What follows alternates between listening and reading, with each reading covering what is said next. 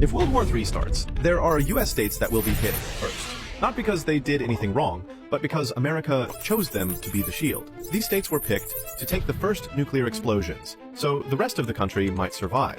And the craziest part? Millions of people live in them, and most have no idea they're living on the front line of a nuclear war. Today, we're going through the 10 US states that might get hit first, and why these places became America's sacrifice zones. At number 10, it's New Mexico. New Mexico is where the nuclear age was born. Literally, the first atomic bomb on Earth was tested here at the Trinity site. Today, New Mexico is still the brain of America's nuclear system. Los Alamos builds nuclear triggers. Sandia builds the tech that makes nukes work. Thousands of engineers work on bombs America hasn't even admitted exist. This state designs the weapons, tests the weapon parts, fixes the old systems, and creates future systems. An enemy knows if New Mexico goes dark, America's nuclear brain shuts down. And its labs are surrounded by small towns, meaning any strike hits civilians immediately. We got a risk rating for the states. So Mexico's sacrifice risk is rated at 0.5 out of 10. That's really low. But if New Mexico is the brain, the next state is one of America's forgotten weapons dumps.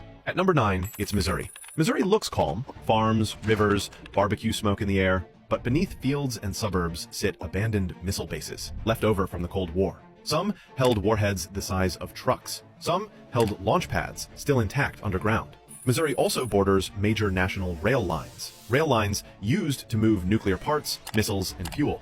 Enemy planners know this. Whiteman Air Force Base once stored nuclear bombers that could hit any country on Earth. That history matters. Targets never leave the list, they just move down. The risk rating for Missouri is also pretty low, at 1 out of 10. But the next state holds the command center for all of America's nukes. At number 8, it's Nebraska. Nebraska is quiet, open skies, and farmland. But underground sits Stratcom, the headquarters of the entire U.S. nuclear system. One building in Nebraska controls every nuclear submarine, every nuclear bomber, every ICBM missile, every satellite alert, every launch message, even every retaliation order. If enemies don't destroy Stratcom instantly, America launches back with full power and wipes entire countries off the map. That makes Nebraska a priority kill target. Enemies only get one shot. Nebraska must be among the first to fall. And the state's flat land makes radar tracking easier, meaning any strike here is designed to be fast, direct, and lethal. The sacrifice risk rating for Nebraska is 2 out of 10. But if Nebraska is the brainstem, the next state is America's eyeballs. At number 7, it's Colorado.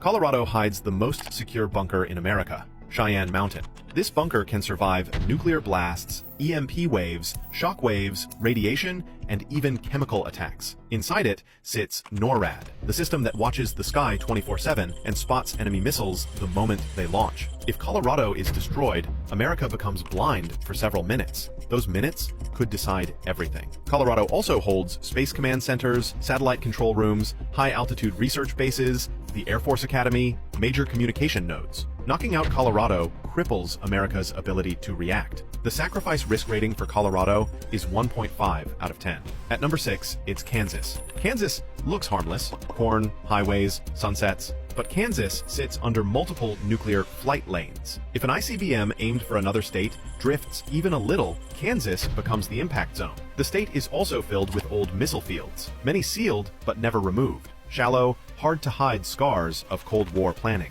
During the Cold War, Kansas was placed inside America's missile envelope, meaning dozens of nuclear weapons would pass over it in the first minutes of a global war. Kansas is also a backup relay zone for America's emergency radio systems. Take out the towers, messages stop. The sacrifice risk rating for Kansas is still low at 1 out of 10. But if Kansas has the old scars, the next state has the modern firepower. At number 5, it's Washington. Washington is home to the most dangerous weapon on Earth, the Ohio-class nuclear submarine. Each one carries 24 missiles. Each missile can carry up to 8 warheads. One submarine equals 192 nuclear explosions. Naval Base Kitsap is the main home of these submarines. If a foreign military doesn't hit this base first, America fires back with city-ending force. Washington also holds nuclear-ready airfields, major shipyards, deep-water ports used for nuclear transport. And Seattle is a tech hub, meaning enemy cyber strikes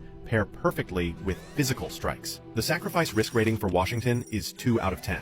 But if Washington holds raw power, the next state is designed to take the hit. At number 4, it's South Dakota. Under South Dakota's quiet farmland sit 150 active Minuteman III missiles. These aren't museum pieces, they are live, checked daily, ready 24/7. A missile silo in South Dakota can go from silent to fully launched in minutes. That means enemies must destroy them fast. These silos sit miles apart, so one bomb can't take them all. That forces enemies to fire multiple nukes into one state. South Dakota was literally built as a nuclear sponge, a region designed to absorb fire so major cities live. If these missiles survive even 3 minutes, they retaliate. The sacrifice risk rating for South Dakota is quite high, at 2.5 out of 10. But the next state is even more spread out, even harder to erase. At number 3, it's Wyoming. Wyoming has the widest missile fields in America, hundreds of miles, dozens of silos, launch crews in underground bunkers, round-the-clock security. Wyoming was chosen because it's huge, empty, and predictable. No skyscrapers, no major cities, just wide-open land, perfect for hiding nukes.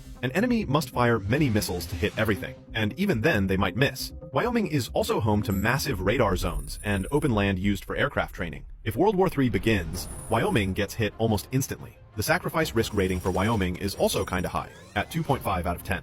At number 2, it's Montana. Montana is the front door to America in a nuclear war. Montana has over 150 active nuclear missiles spread across mountains, plains, and valleys. It also holds early warning radar, launch command centers, nuclear fuel storage, and bomber training zones. Montana's missiles sit closer to Russia than any other continental US missile. That makes Montana a guaranteed target, and it actually got a high sacrifice risk rating of 3 out of 10. But one state has even more targets, more systems, more silos, more responsibility. At number 1, it's North Dakota. North Dakota is target number 1. No wiggle room, no debate, no hesitation. Why?